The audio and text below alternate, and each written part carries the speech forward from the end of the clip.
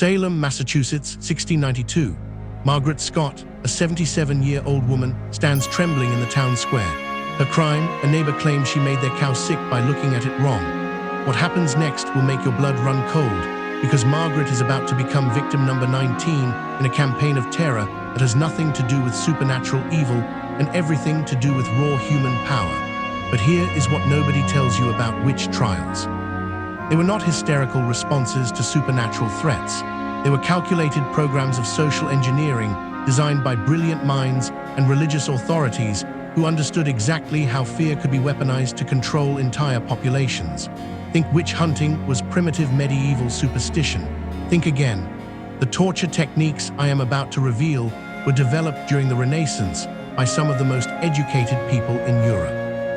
University-trained lawyers, ordained priests, and government officials spent decades perfecting methods of human destruction that were so sophisticated, so psychologically devastating, that they make modern interrogation techniques look like playground games.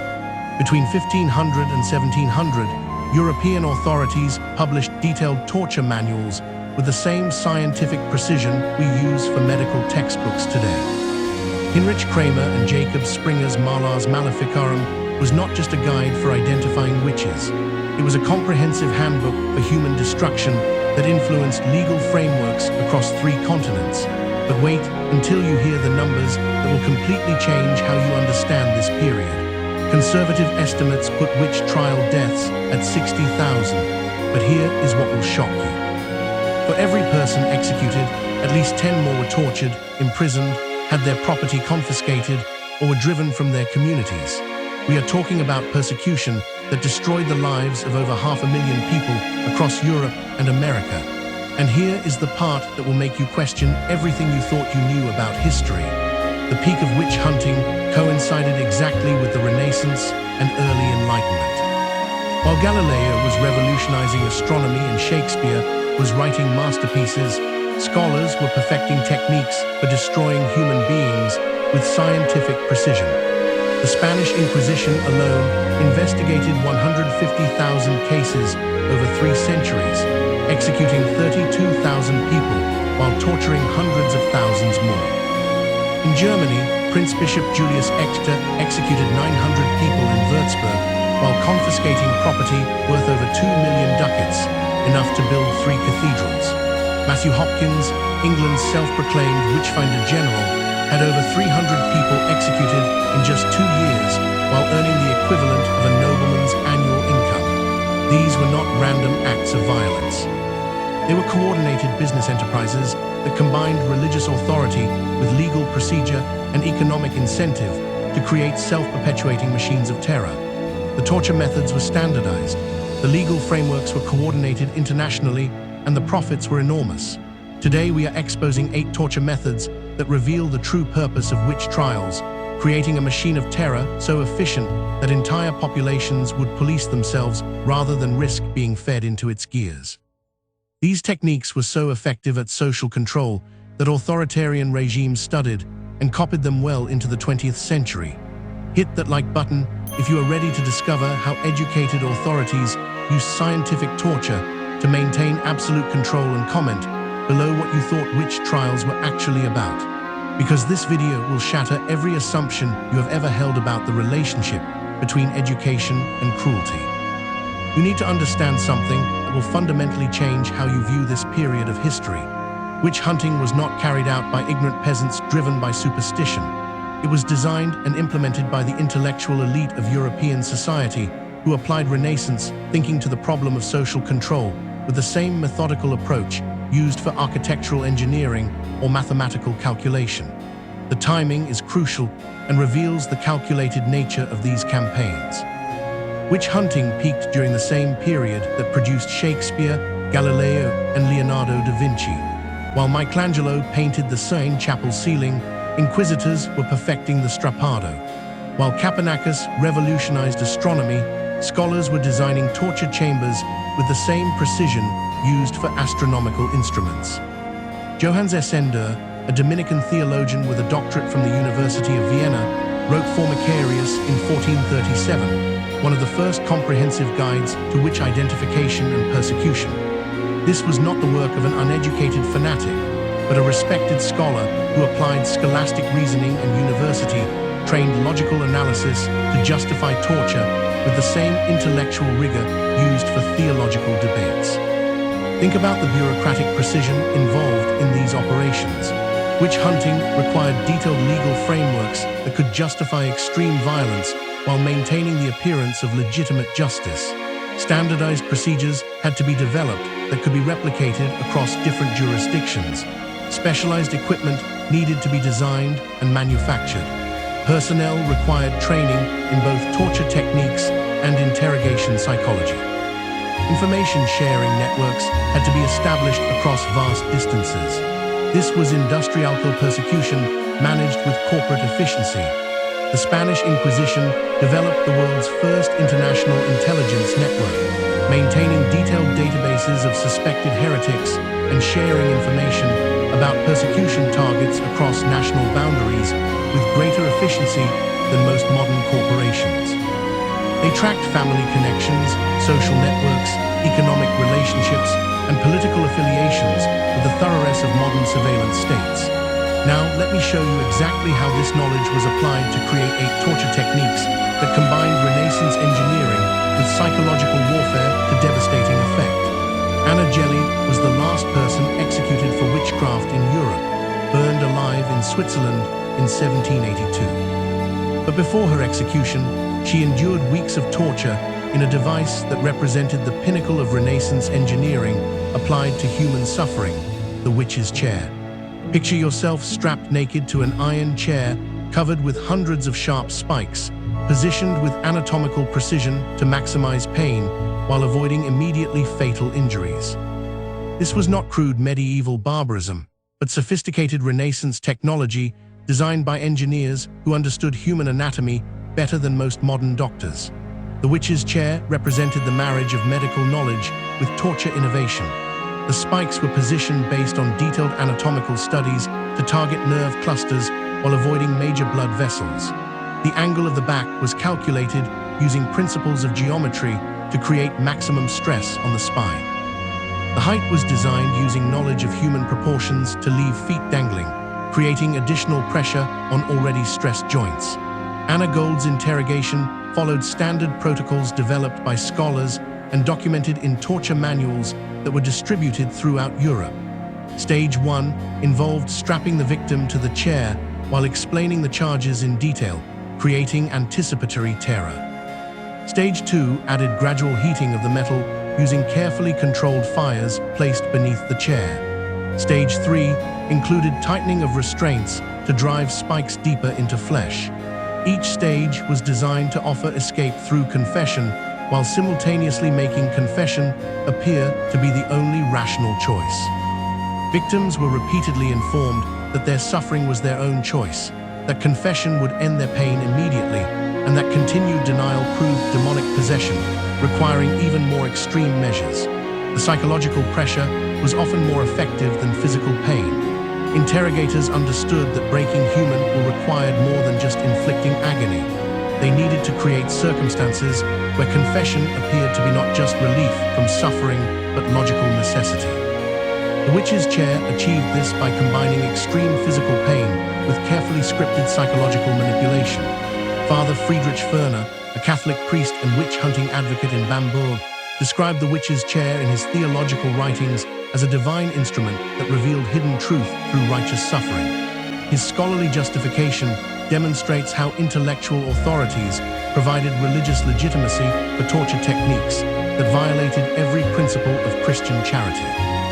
The documentation requirements for witch's chair interrogations reveal the bureaucratic sophistication behind these procedures. Every session was recorded by trained scribes who noted the duration of torture, specific techniques used, confessions extracted, and names of accomplices identified. These records were maintained in detailed archives and shared with other persecution authorities across Europe. Prince Bishop Julius Ector of Würzburg used witch's chair interrogations to extract confessions that implicated members of the nobility, clergy, and merchant classes. Over his 30-year reign, he executed 900 people while confiscating property worth over 2 million ducats. This was not religious purification, but state terrorism disguised as legal procedure. The witches' chair spread throughout Catholic Europe as Inquisition authorities shared engineering specifications and interrogation techniques through networks of correspondence that connected torture centers from Spain to Poland. Technical drawings and instruction manuals were distributed to ensure standardization of torture methods across different jurisdictions. Archaeological evidence from German castles reveals sophisticated torture chambers designed specifically for witches' chair operations. These facilities included drainage systems for blood and bodily fluids, ventilation systems to prevent suffocation, and specialized equipment storage areas. These were not improvised dungeons, but purpose-built facilities designed for efficient human processing. Anna Goli's case demonstrates how witches' chair torture continued to be used even as Enlightenment philosophy was challenging traditional authority throughout Europe. Her execution occurred the same year that Wolfgang Amadeus Mozart premiered his opera The Abduction from the Seraglio, highlighting the contradiction between Renaissance cultural achievement and Renaissance cruelty. But the witch's chair was only the beginning of a systematic approach to human destruction that would make even hardened interrogation experts today physically sick. Matthew Hopkins made himself rich by perfecting murder disguised as divine judgment. Between 1645 and 1647, this self-proclaimed witchfinder general executed over 300 people using swimming tests that guaranteed death while maintaining the fiction of supernatural investigation. The swimming test represented the ultimate perversion of justice through impossible logic. If accused witches floated, they were guilty of supernatural evil and would be executed. If they sank, they were innocent, but would drown before rescue could arrive. Either outcome eliminated unwanted individuals while providing authorities with divine sanction for judicial murder. Hopkins operated during the English Civil War when traditional authority structures were collapsing and communities were desperate for scapegoats to explain economic hardship and social upheaval. He understood that fear could be monetized through application of pseudo-religious procedures that appeared to provide supernatural confirmation of predetermined conclusions. Take the case of Elizabeth Clark, a one-legged widow from Manninggree who became Hopkins's first victim and proof of concept for his business model. Clark was accused of witchcraft by neighbors who claimed she kept familiars in the form of small animals. Hopkins conducted her swimming test in the town pond, while hundreds of witnesses gathered to observe what they believed was divine judgment.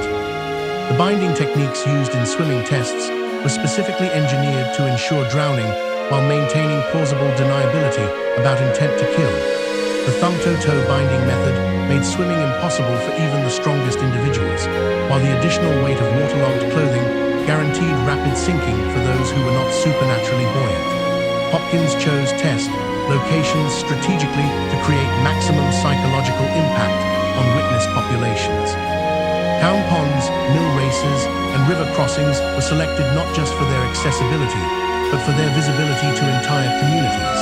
These were public venues where maximum numbers of people could observe proceedings and carry traumatic memories that would influence behavior for decades.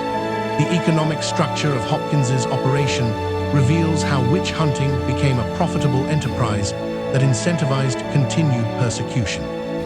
He charged communities substantial fees for his services, collected additional payments for each witch identified, and received percentages of confiscated property from executed victims. His use of swimming tests generated enough income to support a staff of assistants and maintain operations across multiple counties. Hopkins' manual, The Discovery of Witches, published in 1647, provided technical specifications for conducting swimming tests that would confirm guilt while maintaining appearance of divine investigation. His documentation of procedures reveals careful planning behind tests that were designed to eliminate suspects regardless of their actual ability to float or sink. Reginald Scott, author of The Discovery of Witchcraft, published in 1584, had already provided detailed criticism of swimming tests based on rational analysis of their procedures. His work demonstrated that contemporary observers understood the cruelty behind tests that were presented as divine judgment. But such rational voices were overwhelmed by economic and psychological incentives for continued persecution. Hopkins' campaign generated enormous profits through multiple revenue streams that created economic incentives for expanded persecution. Property confiscation from executed witches funded further investigations. Communities paid substantial fees for witch-finding services. Individual accusations generated additional charges for testing and execution services. John Stern, Hopkins's partner and co-author of persecution manuals, documented swimming test procedures in his work, a confirmation and discovery of witchcraft. His technical descriptions reveal planning behind tests that were designed to confirm guilt regardless of physical evidence while maintaining appearance of supernatural investigation. Hopkins's methods were studied and copied by witch-hunting authorities throughout Protestant Europe and colonial America, spreading techniques for judicial murder disguised as divine judgment across the Atlantic world. His business model demonstrated how persecution could become economically self-sustaining through careful exploitation of community fears and legal frameworks. But even drowning was considered merciful compared to what happened when authorities wanted to create public spectacles that would terrorize entire populations into submission.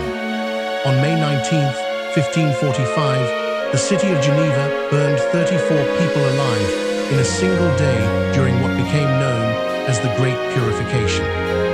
These were not crude executions, but elaborate theatrical productions that combined religious pageantry with state terrorism to create public spectacles designed to traumatize witness populations into absolute compliance.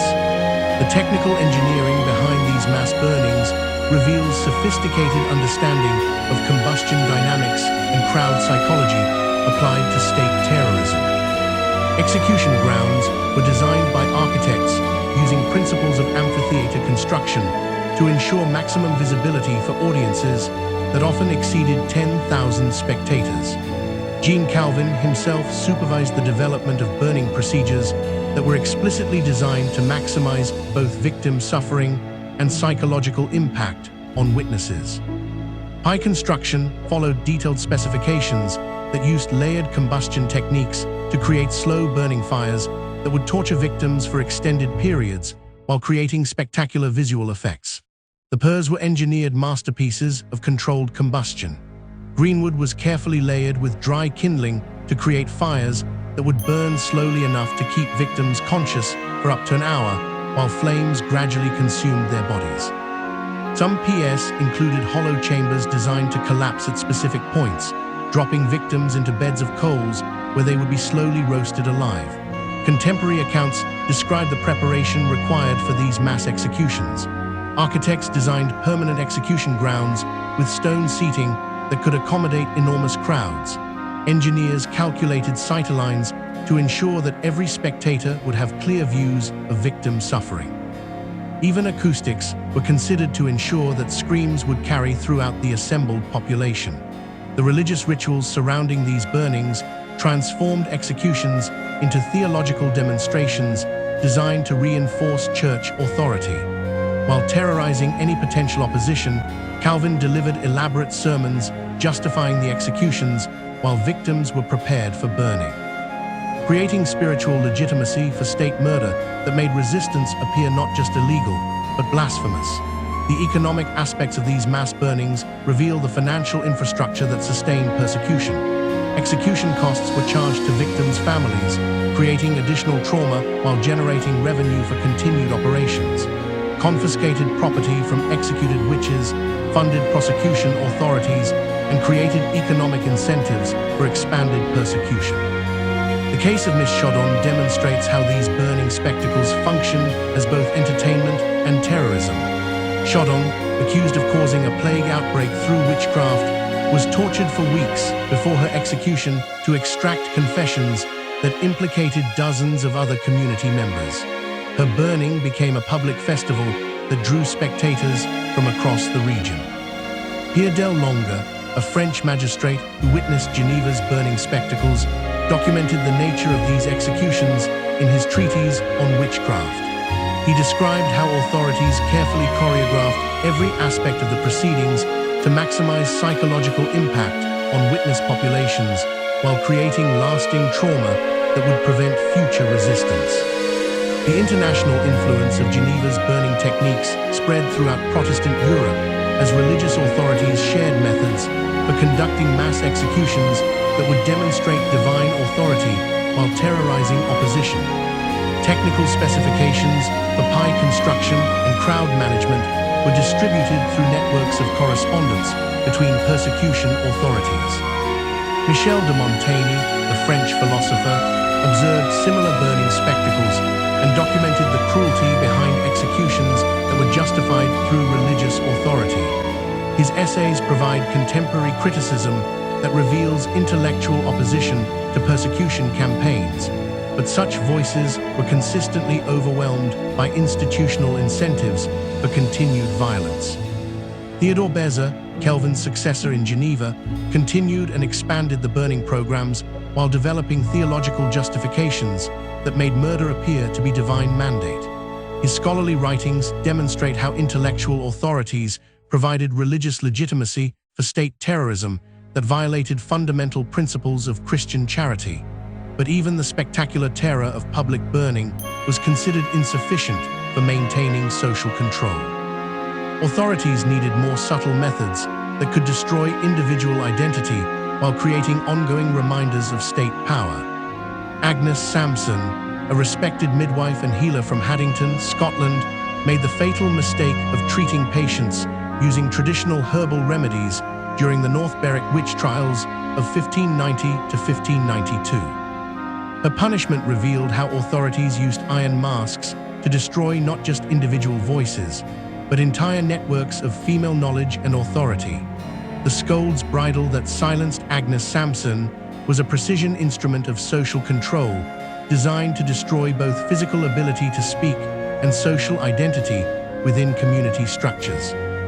The iron framework enclosed her entire head, while a spiked plate pressed against her tongue, making any attempt at speech result in severe injury to mouth tissues. This device represented the intersection of metallurgical craftsmanship with psychological warfare against female authority. The positioning of spikes was calculated to cause maximum pain while preventing communication, effectively transforming articulate women into silent spectacles for public entertainment and intimidation. Agnes Sampson's case demonstrates how scolds' bridles functioned as weapons against networks of traditional knowledge that competed with church authority. As a midwife, Sampson possessed medical knowledge that threatened clerical control over life and death decisions. Her public humiliation served to discredit not just her individual practice, but the entire tradition of female healing. The public parade aspect of scolds' bridal punishment was carefully choreographed to maximize humiliation while creating lasting psychological impressions in witness populations. Sampson was led through Edinburgh's market squares, church grounds, and residential areas during peak business hours when maximum numbers of people would observe her degradation. James VI of Scotland personally supervised the development of scolds' bridal procedures that were documented in his treatise Demonology.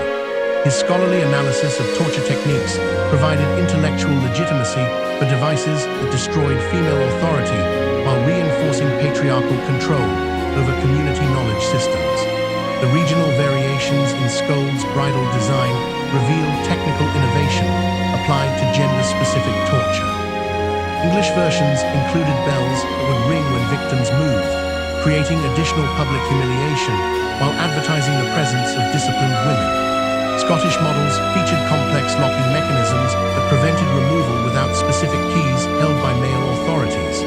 Contemporary records described scolds' bridal ceremonies that lasted entire days, during which victims could not eat, drink, or communicate while being displayed as public entertainment. Some women died from dehydration or infection caused by metal spikes penetrating delicate mouth tissues, but their deaths served the same purpose as their suffering, terrorizing other women into silence. The legal framework surrounding scolds' bridal punishment provided detailed justifications for humiliation disguised as criminal justice. Women who challenged male authority in any context could be subjected to these tortures under broadly defined charges that made resistance to patriarchal control effectively illegal. George Mackenzie, the Lord Advocate of Scotland, oversaw numerous scolds' bridal punishments during his prosecution of alleged witches. His systematic use of public humiliation was explicitly designed to terrorize women while reinforcing male authority over female speech, behavior, and access to traditional knowledge systems. The manufacturing of scolds' bridles became a specialized craft industry that produced custom devices for different types of punishment and social control. Blacksmiths developed expertise in creating torture equipment with the same precision and attention to detail used for agricultural tools and household implements. The integration of scolds' bridal punishment with church discipline reveals coordination between religious and secular authorities in using torture for social control. Ministers would identify women for punishment, while justices provided legal authority for torture procedures that enforced patriarchal hierarchy through state violence. Agnes Sampson's treatment set precedents for scolds' bridal use that spread throughout Britain and colonial America. Her case demonstrates how individual punishment served broader campaigns to eliminate traditional knowledge systems that competed with emerging centralized authority structures. But even the silencing of individual women was considered insufficient for maintaining social control. Authorities needed methods that could destroy human bodies gradually while extracting information that could expand persecution to entire social networks. G. D'Oliarc, the 14th century surgeon whose medical innovations saved countless lives, would have been horrified to see his anatomical discoveries twisted into instruments of human destruction. The rack represented the perversion of medical knowledge as Renaissance torture specialists applied surgical understanding of human anatomy to create devices Amara that is could 23 dislocate years old joints and she can with feel. mathematical The precision. brand pressing into the The flesh. mechanical principles left breast behind can rack smell her operation reveal burning how as the medical letters rack knowledge sear became weaponized themselves for into her information body forever. extraction Can and social hear control. through the roaring in her ears. The graduated application Screams of of the other tension women waiting. was calculated Lying using behind her detailed women from her understanding of village. human joint structure Women she has and known pain since tolerance, allowing Women who were operators free to 6 days dislocate ago and bones who in specific sequences carry these marks designed until to they die. maximize suffering She was while until the preventing raiders came a immediate wife. death. And In mother the in the dungeons kingdom of of the Spanish Tahomey. Inquisition, where Women who over will clock that was trained. 150,000 people Crossed would be 3 regions who had investigated borne 2. and 32,000 04121 executed during the children who was institution's carrying a third. three-century existence. Walked through her village with faith. University-trained physicians Confidence of someone supervised whose rack place in it. operations, while World was mechanics secure. operated Now she pulleys stands on it. designed to separate She does not limbs from their recognize sockets her wrist. with surgical Bound with precision. rope that cuts deeper The protocols for rack torture Time she moves, were her body documented marked in with detailed A. manuals Brand that of the Royal specified African pressure Company, application her. rates, duration Children torn limits, from her arms and 2 medical days ago. monitoring procedures. and marched in a different direction. These were not crude Toward torture a fate she sessions, cannot imagine. but scientifically managed Brand means she procedures has been purchased. designed to extract maximum Letters RAC information mean she while belongs to maintaining British. victim survival Traders, now the through ship careful anchored in the application of harbor. medical She can knowledge see it from where she originally intended for stands. healing. Wooden walls rising from The the Malleus Maleficarum provided specific technical 121-203 watch her instructions like a for floating rack prison torture means she's that combined physical about to leave destruction everything with she has psychological pressure known. A white designed to man break walks down the human line resistance of through branded women manipulation of examining hope them the way. and despair. Her husband The once manual examined treated goats at. torture as Mark it, applied he stops in medicine front of her. requiring His careful technique eyes move to over her achieve body slowly, desired results evaluating, without causing calculating, premature he death. says. The Something medical to the supervision African of man rack beside torture him. reveals unprecedented translator, she coordination realizes someone between who church authorities has and learned trained to profit physicians from this who traffic. ensured victims In remained human beings, conscious this throughout one the white procedures man while preventing says, fatal and the translator injuries that renders would it end. in a Confession language she extraction. understands. She This is represented application strong, of she healing will knowledge survive to this. torture enhancement Crossing, she that is with violated child every principle of medical ethics. 203244 Take the case of translator Galileo notes. Gallo, I can who see faced that the it threat does of rack torture not during matter. his The child Inquisition will be trial born into in 1633. slavery if it survives. Although Another piece ultimately of spared the physical property, ordeal, the white man moves Galileo on to was the forced to observe next rack woman. operations Bring them all to the ship. and listen to detailed Before sunset, descriptions the of the captain wants to procedures he would sail. endure With the if he morning refused tide, to Amara recant is his pulled scientific conclusions forward by guards who about do not speak heliantrism. her The language toward psychological boats that will impact carry of witnessing rack her to the ship torture toward a journey was across. deliberately calculated Water so to vast break that the stories resistance about it without requiring impossible. actual She has physical heard those destruction. stories. Everyone in Galileo's the kingdom. capitulation The coast has heard demonstrates how them. the mere Ships threat that of anatomical carry people destruction away across could an force ocean that even the most brilliant